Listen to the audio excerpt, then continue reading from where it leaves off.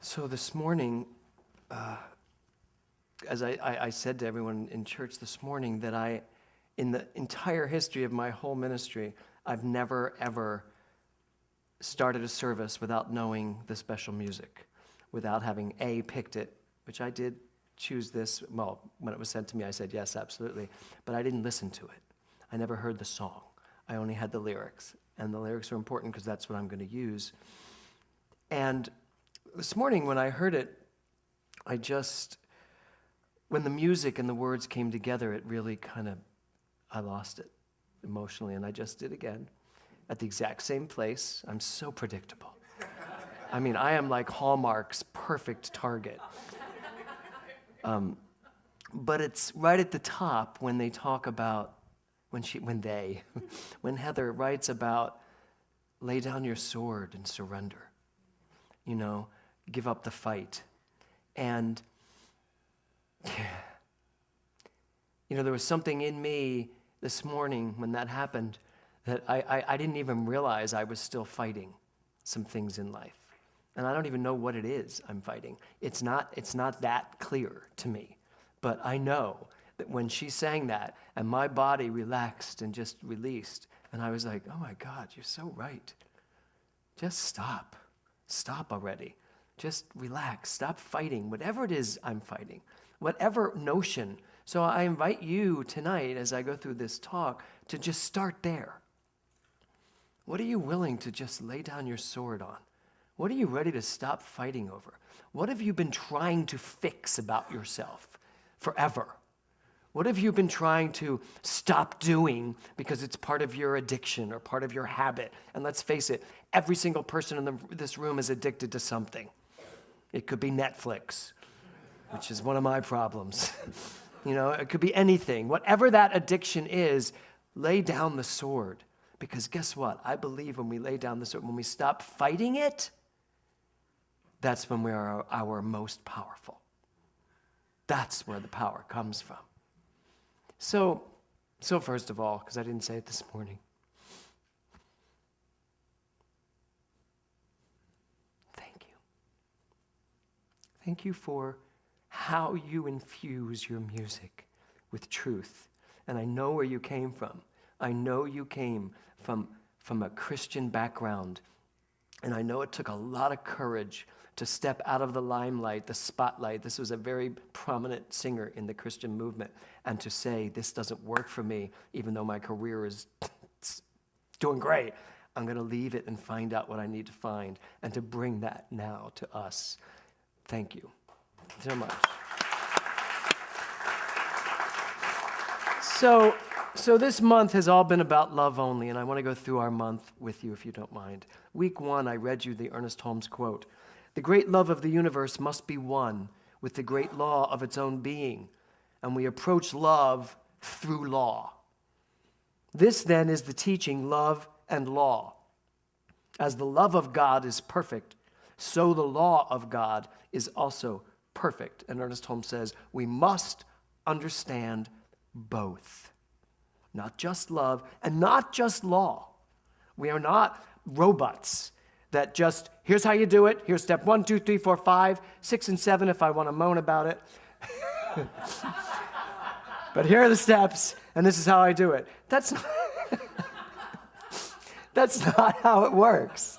As most of you know who've studied with me, I'm not a real big fan of the 7-step treatment.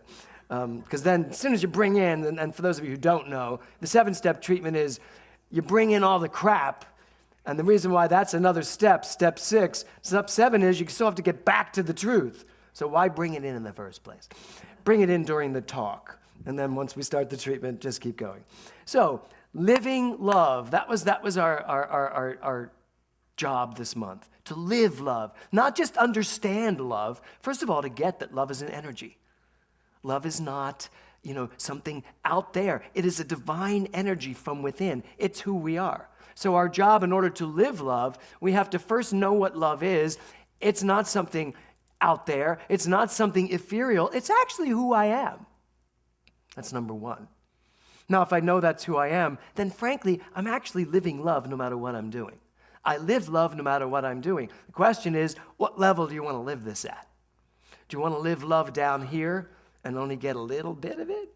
Or do you want to live love up here and be the Christ consciousness that understands love from a much more expansive place? So that's living love, but also understanding the law as a perfect, perfect thing. I don't need my glasses anymore. Can I just give them to you, Barbara? I can't keep crying and wear them. So, understanding that the law works perfectly. Love points the way, law makes it happen. You've all heard that, or many of you have heard that. Students certainly have heard that. Love points the way. That in you is pointing the way through you. It's saying that love is pointing you towards jobs and opportunities, partners, husbands, wives. It's pointing you toward your most amazing prosperity, pointing you towards your most vibrant health. And then the law makes it happen. Because the minute that love points you in this direction, the law is there saying, yes, yes, yes, yes. The problem is love points me in this direction, and the law is saying, yes, yes. And I'm saying, but this could, but that didn't happen last time. And the law is going, yes, yes. Jesus, you're confusing me. And that's what the law says, Jesus. So that's love and law. And we have to understand that in order to live life so fully. In week 2, which was Mother's Day, I read the Rumi quote, which is, you are born to love, love is your mother. And we really got into the understanding that every single one of us has the feminine within us. You know, when we use that term, Mother, Father, God, it really is just an understanding of the masculine, the feminine. All that God is, all that love is present within each one of us as the allness. It's not like some of you are a little less feminine than others. Some of you express a little less or express a little more. I get that. But that's not what's in there. I think if people weren't so stigmatized by the idea of being feminine or masculine, that they would actually find a way to live their true authentic self, and they would border right down the middle of that sucker. And they would be the masculine, feminine, moving through life at all times. And I'm not talking about sexuality. I really am not. I'm talking about the energy inside of you, that masculine, feminine energy that is within all of us. You know, it's funny, my children kid me all the time about the feminine things. You know, just last week they said, you know, Kiki's really the masculine and you're the feminine in the relationship. And I have to tell you, besides the fact that they're grounded for the rest of the summer, my initial response was like, I was like, how could you say that? I am so butch, God. So, honestly though, there was a moment of like, and then I was like, why am I getting offended? Because they think I'm in touch with that feminine side of myself. You know, because I want the masculine side too. I get it. I'm all of it, and it comes out in different ways at different times. And so are you. And if you find yourself really sticking to the gender you are and not allowing the feminine energy or the masculine energy coming through, it's only because we're listening with the universe, what the world is telling us we're supposed to be, as opposed to listening to the universal world inside, showing us who we are to be. And that is that mother-father energy. So, that was week 2. Fabulous week. Week 3 was about breaking down the wall. Now, I want to tell you, I had a number of people last week come to me after that talk and were very moved by it, emotionally moved, challenged, that it really brought up a lot of stuff. So I don't know about you, how much stuff it brought up for you. But there are a number of people taking CPR who on the blog started to refer to that talk and about the walls coming up. And the question was, what stands in the way of you being who you really are?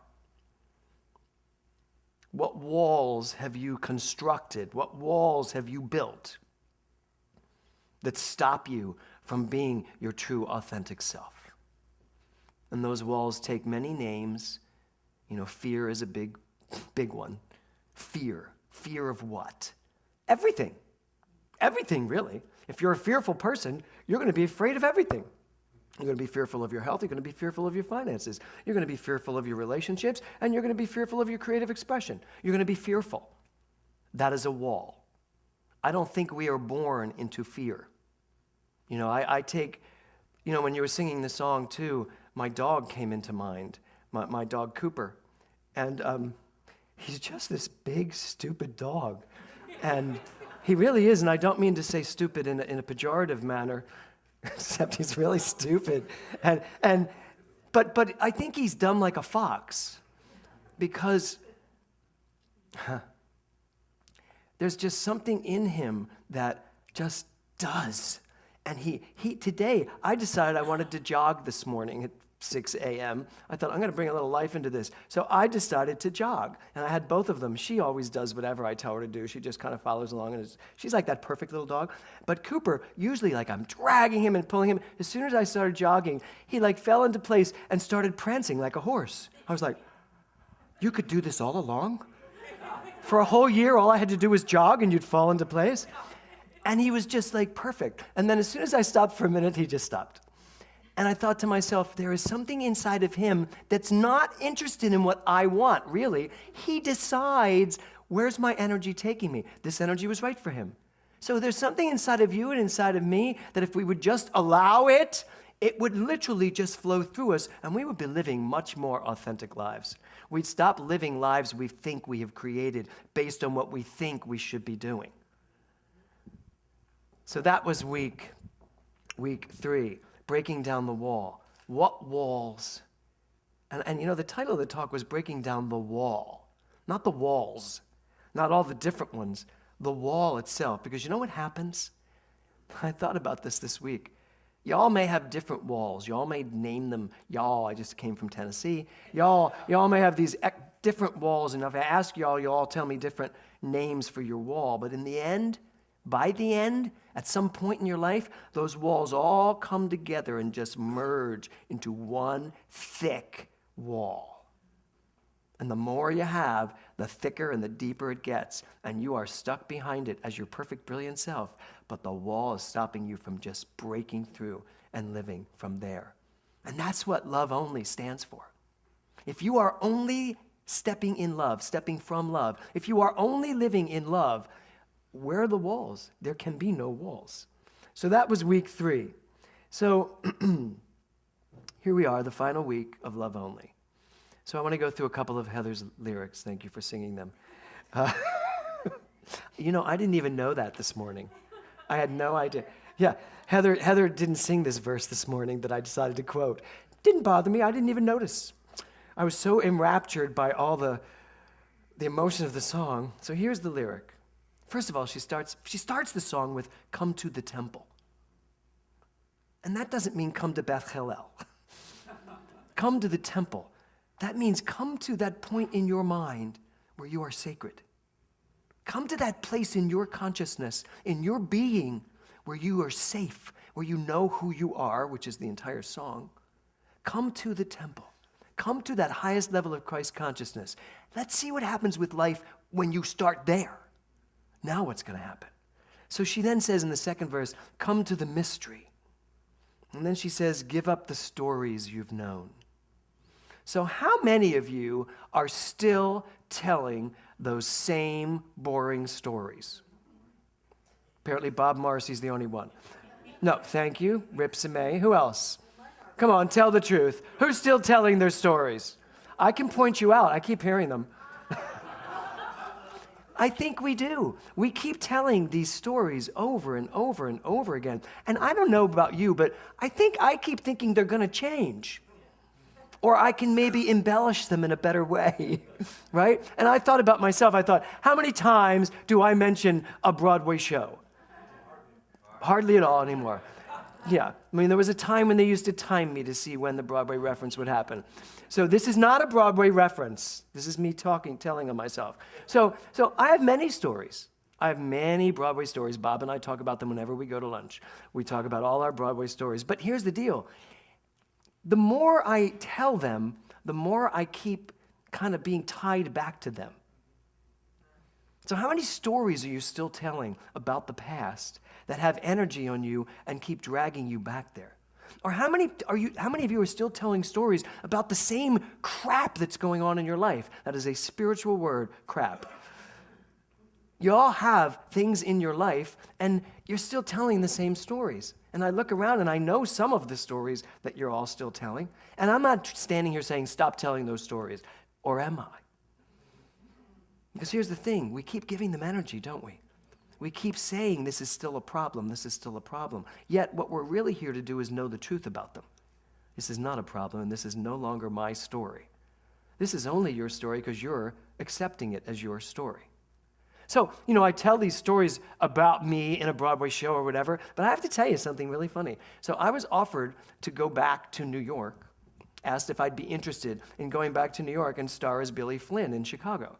Just for 6 months. This agent that called me said, it would just be a 6-month stint. You just come here for 6 months. And, there was a brief, I didn't share the show this morning. I was trying to stay, that was what it was, But was there a moment where I thought, ooh, yes, there was.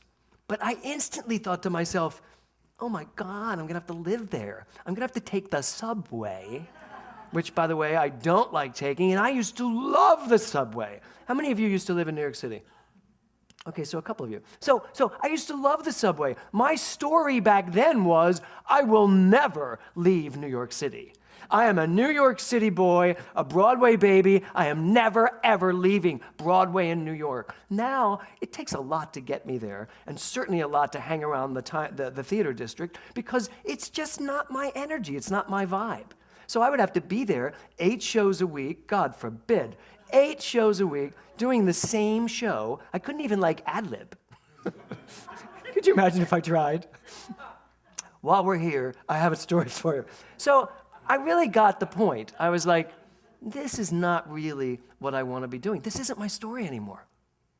That version of Broadway is not my story anymore. I have a new version possibly, or what may come in the future, but this doesn't work anymore. So how many of you are still going back thinking of the good old days? Oh, if only I could do that again. Well, you can't, Blanche. You can't, because you'll never do it like that anyway. That moment has passed. So this idea of letting go of our stories, oh my God, it is more than time to let go of our stories. And really important, catch yourself in the story. Catch yourself. Not only when you're telling I don't know why I'm on point all of a sudden. Catch yourself not only when you're telling the story, catch yourself when you're in your story. And it feels like your story. As opposed to, and this is the lyric that I love so much, she says, give up the stories you've known, the path now collapsing. When I heard her sing this, when I read these lyrics, the path collapsing, everything around us should be collapsing. Because once it's there, it has served its purpose. We are not looking to be anchored in a concrete, I feel safe. You are safe because you are God. So you don't need this to be safe. This, as she says, the path now collapsing, leading us all back to one. I love that idea. There, I'm stepping on firm ground. I step here, that's gone. I don't need to go back. It's all collapsing all around me. Do you know how much comes when you allow yourself to just fall apart? What is that thing about a broken heart? A broken heart is a heart that is now open. So a mind that is having to let go and just break apart all the stuff that's in it. That's what mental muscle is all about. Get in there, break it out, get rid of it, do the work so that that which is truth can come through. She says, surrender. No, this isn't an anagram. Surrender to my love. Trust that you're enough. Allow yourself to breathe and remember who you are. Now that stands for STAR. Surrender, trust, allow, remember. STAR. For you to be the star of your life. For you to be the center, the light that is in your life. So the title of my talk, now I'm going to start my talk. The title of my talk is L.O.L. That's the title, L.O.L. Now, I want to tell a little story about using those initials, texting and stuff. How many of you use those when you write and text? It's not a young crowd, I see. So, my kids, I I said something to Nora and Will. They were both in the room, and I'm talking about something, and all of a sudden I said, blah, blah, blah, blah, blah, WTF. And Nora was like, Dad, oh my God. I said, what? She goes, you shouldn't say that. I said, what are you talking about? I'm just saying WTF. I'm telling you the thing and saying WTF. And she's like, do you even know what that stands for? I said, of course I know what it stands for. It stands for why the face. And so now Will is just laughing because he finds the whole thing funny. And Nora's like, oh my God, Dad, how many times have you used that? Who have you said this to? That's not what it means. And I'm like, well, what does it mean? And so she says, and she says the word. And I'm like, Nora, how can you say that word in front of me like that? She goes, it's what it means. I was like, oh.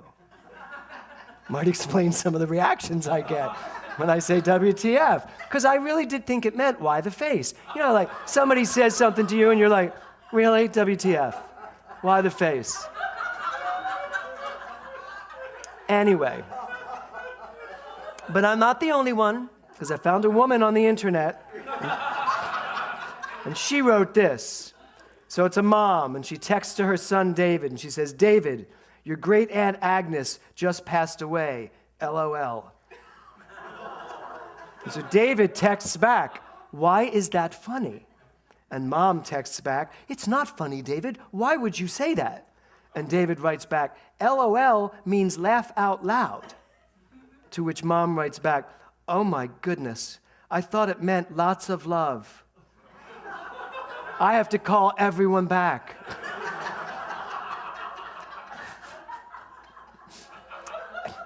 And then this morning, Brad Kiefner says to me, he says, do you know what IDK means?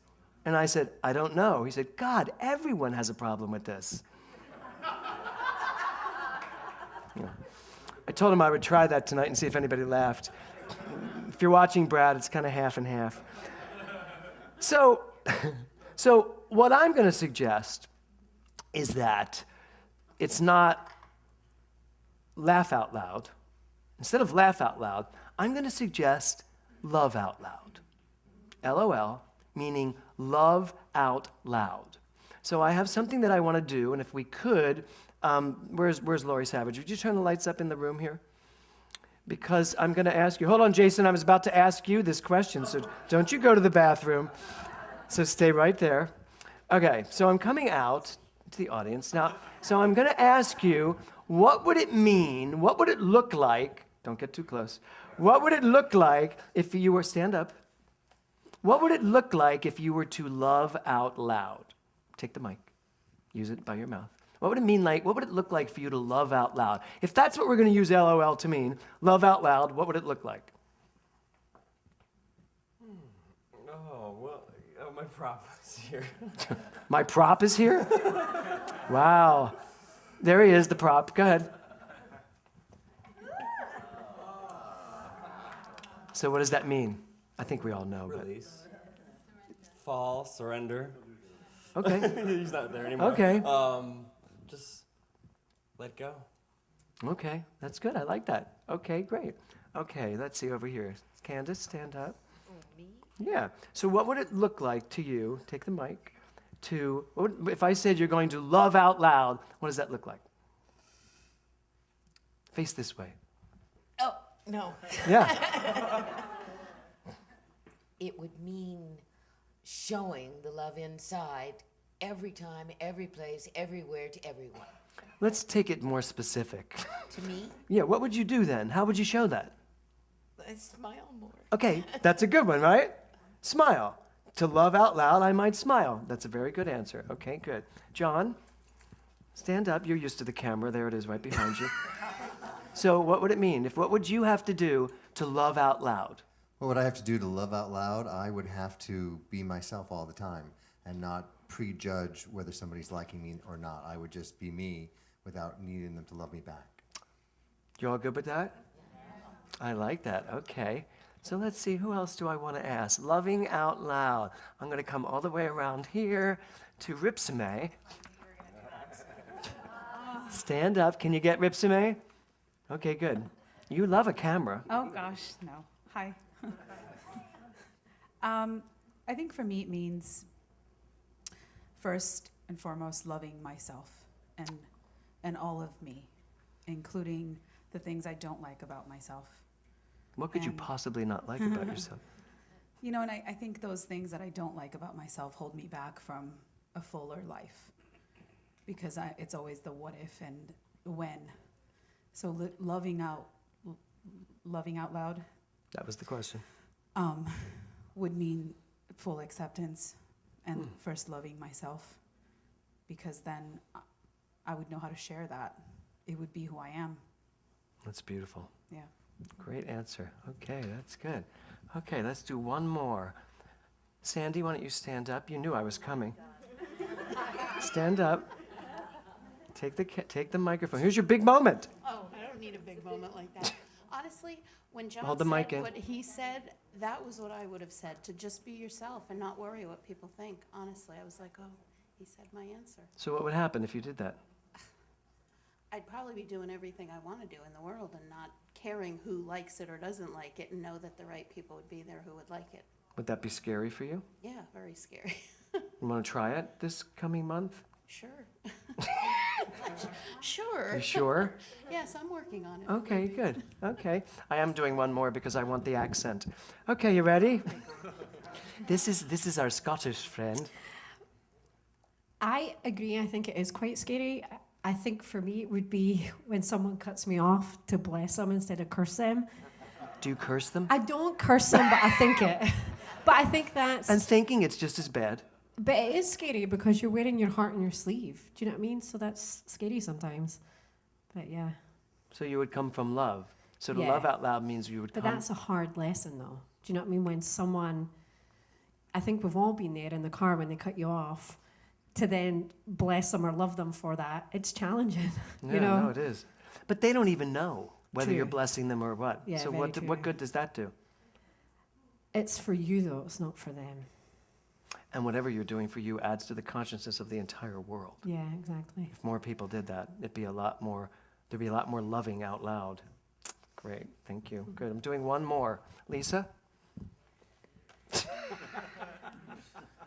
This is Lisa from Westlake Village. She was already there this morning when I did this, and she escaped. Yes, but there you did it with people you didn't know. Exactly. But I know almost I know, everyone here. and it's interesting the difference of the answers that you got. How so? These seem a little more thoughtful. They get it. They get it.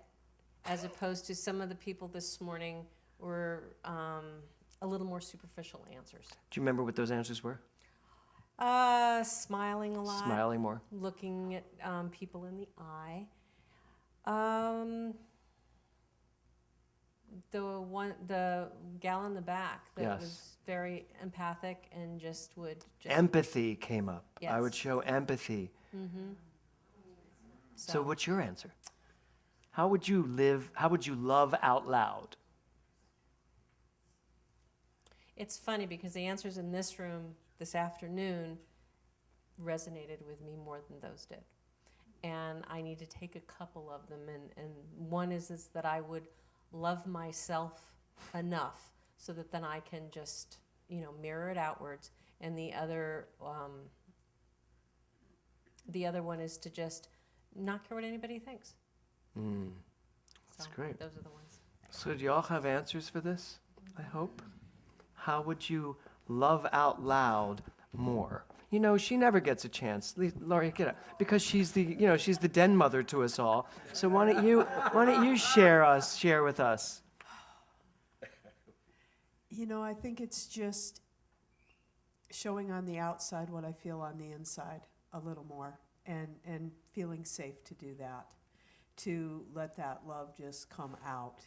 And what I feel today, being in this room with everyone here and listening to this talk and Heather's song, it just touched something in me so deeply. And if I could just stay in that energy and then show it and give it to everybody that I meet. So being safe to come from the inside Yeah. and go to the outside. Yes? Did you want to answer this? Come up here then. Well, first you got to show them those pants. So we might as well show everyone on Facebook these pants. Come up. Woo! Okay, here you go. So I have like an actable thing. Giving people more compliments. Yes. Even though that's like a kind of like smiling more and stuff. But by actually recognizing what other people are doing, you're recognizing that in yourself. So start with me. God, give me a compliment. The caveat to what I was saying, no, I'm just kidding. What would you say? I mean, there's a lot. Well, right, there is a lot. But it doesn't, I don't mean necessarily like, oh, this is a great shirt. It really shows know off it your is. biceps. Like, Thank you. The way that you like rolled up your sleeves I coulda rolled 'em up like, higher. You know?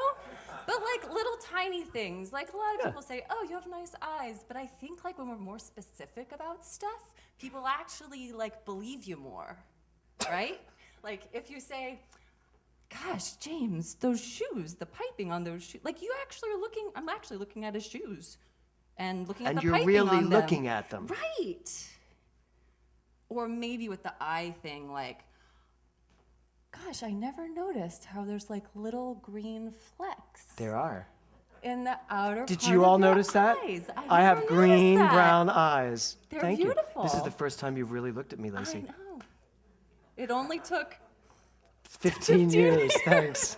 Well, But what that's are mine? true. What are mine? Brown. They are. Seriously? Aren't they brown? Let me see. They've got a little yellow in them. Yeah, I mean they're super dark brown. Yeah, Let's they be are. honest. Okay, you could get lost in them. And many have. Yes. Yes. That was a great example. That's a great example. You're done. Get off the stage. No, but she's absolutely right. You know, that was one of the ones that came up this morning too. Giving compliments. You know, I love that. I tell everyone I meet, I always see something, no matter what you're wearing, doing, I always see something that I want to comment on. Haven't you all been subject to my compliments? Yes. Who has never gotten a compliment from me? Seriously, Adam? I love your voice. It is so deep and rich, and I've seen you on TV play a Russian, and I just am amazed at the way you use your voice as an actor. And it's true, isn't it? Yeah, who else? Yes, you did. Oh, Maria. Maria, you've gotten many compliments.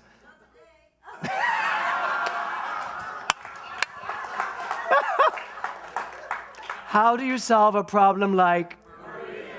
There you go. So you can turn the lights out now. So why not love out loud? That's going to be what I want to leave you with.